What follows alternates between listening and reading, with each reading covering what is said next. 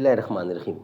ناظرین، vlog number 222 یعنی 222 اور دوسری قسط ہے آج کے حوالے سے، اور صفحہ نمبر ہے 157، اور معارف و مسائل پچھلی آیات کا چل رہا ہے۔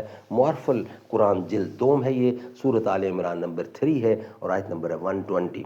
ناظرین، روزانہ کی بنیاد پر ہم آپ کے سامنے رکھ رہے ہیں قرآن کریم کا ترجمہ، تشریح، تفسیر اور تلاوت کلام پاک۔ ناظرین، اس کتاب کا ٹائٹل ہے معارف القرآن جلد نمبر 2، سورۃ آل عمران سے لے کر سورۃ النساء تک، پارہ نمبر 3 کا رکوع نمبر 9 سے لے کر پارہ نمبر 6 کا رکوع نمبر 4۔ رائٹر اس کتاب کے حضرت مولانا مفتی محمد شفیع صاحب عثمانی رحمۃ اللہ علیہ، مفتی اعظم پاکستان۔ نحمدہ ونصلی علی رسولہ الکریم، بسم اللہ الرحمن الرحیم۔ نحمدہ ونصلی علی رسولہ الکریم، بسم اللہ الرحمن الرحیم۔ قال النبی صلی اللہ علیہ وسلم، خیرکم من تعلم القرآن وعلمہ۔ بہترین لوگ وہ ہیں جو خود بھی قرآن پڑھیں، دوسروں کو پڑھائیں، سکھائیں اور لکھائیں۔ ہر ایک چیز سے پیدا خدا کی قدرت ہے، کوئی بڑا کوئی چھوٹا، یہ اس کی حکمت ہے۔ نہیں ہے چیز نکمی کوئی زمانے میں، کوئی برا نہیں قدرت کے کارخانے میں۔ تو اس آیت میں مسلمانوں کو حکم دیا گیا ہے کہ اپنی ملت والوں کے سوا کسی کو اس طرح کا معتمد اور مشیر نہ بناؤ کہ اس سے اپنے اور اپنی ملت و حکومت کے راز کھول دو۔ اسلام نے اپنی عالمگیر رحمت کے سائے میں جہاں مسلمانوں کو غیر مسلموں کے ساتھ ہمدردی، خیر خواہی، نفع رسانی اور مروت اور رواداری کی غیر معمولی ہدایات فرمائیں، اور نہ صرف زبانی ہدایت بلکہ رسول کریم نے تمام معاملات میں اس کو عملی طور پر رواج دیا ہے، وہیں عین حکمت کے مطابق مسلمانوں کی اپنی تنظیم اور ان کے مخصوص شعائر کی حفاظت کے لیے یہ احکام بھی صادر فرمائے ہیں کہ قانون اسلام کے منکروں اور باغیوں سے تعلقات ایک خاص حد سے آگے بڑھانے کی اجازت مسلمان کو نہیں دی جا سکتی۔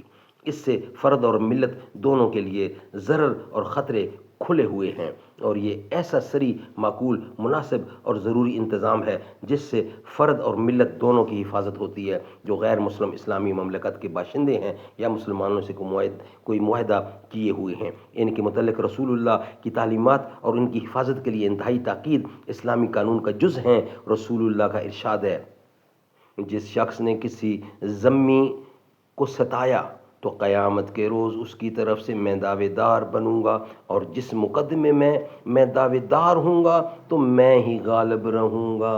سبحان اللہ۔ ایک دوسری حدیث میں ارشاد فرمایا، مجھے میرے پروردگار نے منع فرمایا ہے کہ میں کسی معاہد یا کسی دوسرے پر ظلم کروں۔ سبحان اللہ، سبحان اللہ۔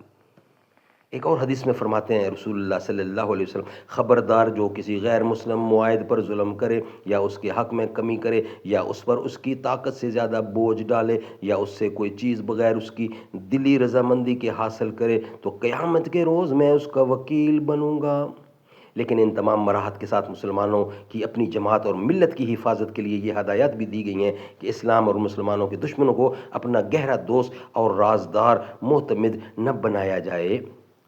ناظرین، یہ ویلاگ ہمارا یہاں ہی کمپلیٹ ہوتا ہے، یعنی کہ یہ تھا ویلاگ نمبر 222، دوسری قسط تھی۔ نیکسٹ ویلاگ ہوگا 223 اور تیسری قسط ہوگی، وہ انشاءاللہ ہم آپ کے سامنے رکھیں گے اس کے بعد۔